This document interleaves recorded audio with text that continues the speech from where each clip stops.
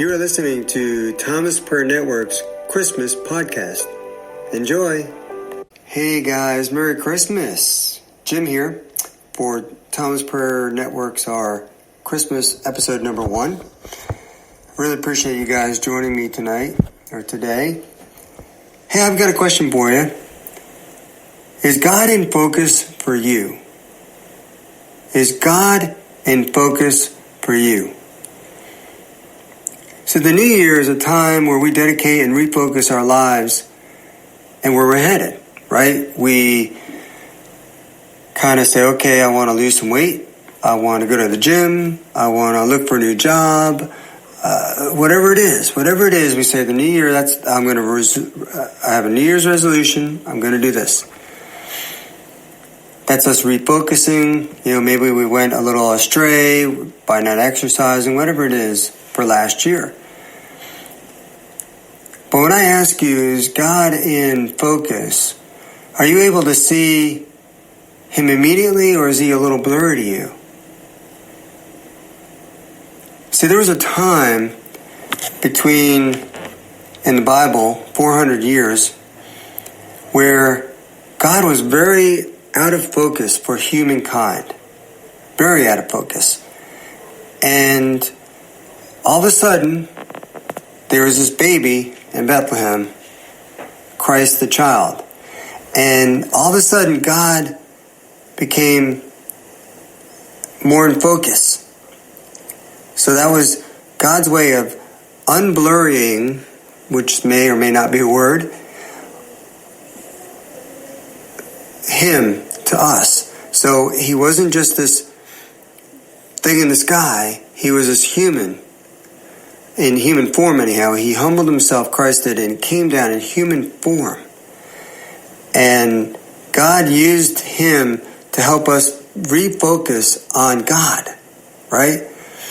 And so as we take end of November, say, to end of December, Christmas, and we begin to read more and pray more, the Lord showed me kind of like that, my glasses.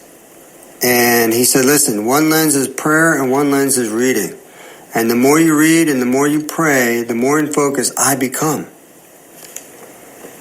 Let me give you a quick little story out of a devotional I read not too long ago. It's actually it's for this Christmas devotional my honey and I are doing. I highly recommend you get into a Christmas devotional to help you do this, to help you focus, help you refocus on God, to get Him in focus.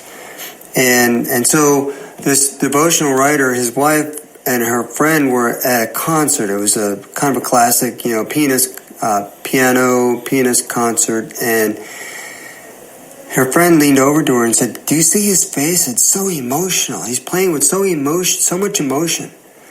She said, no, I can't see his face. It's blurry. She said, oh, well, here are my glasses. So her friend gave her glasses and she put them on. She said, I can see better. I can see his face now. See, sometimes all it takes is a little lens correction, if you will, a little correcting of eyesight.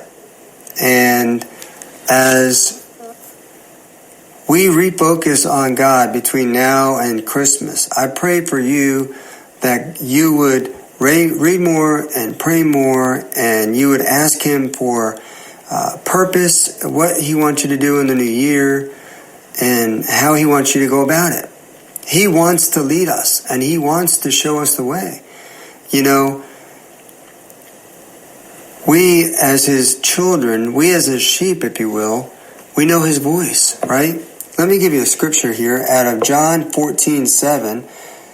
It's, if you had known me, you would have known my Father also. From now on, you know Him and have seen Him. And that's because we have focused on Christ. And if we focus on Christ, then we can see clearly, we can see God clearly, more clearly anyhow. Right? We still look through a veil. This flesh is a veil, but we can get a little sharper. We can see Him a little clearer when we read and pray more. All right. God bless you. Thank you for joining. I hope this is just a little encouragement as you read and pray more leading up to Christ's birth, that we celebrate Christ's birth, okay? Merry Christmas, and I'll see you in a couple weeks. This has been a Thomas Prayer Network production. Thank you for joining us. Don't forget, on Tuesdays at 7 p.m., you can join us live on Facebook. Have a Merry Christmas.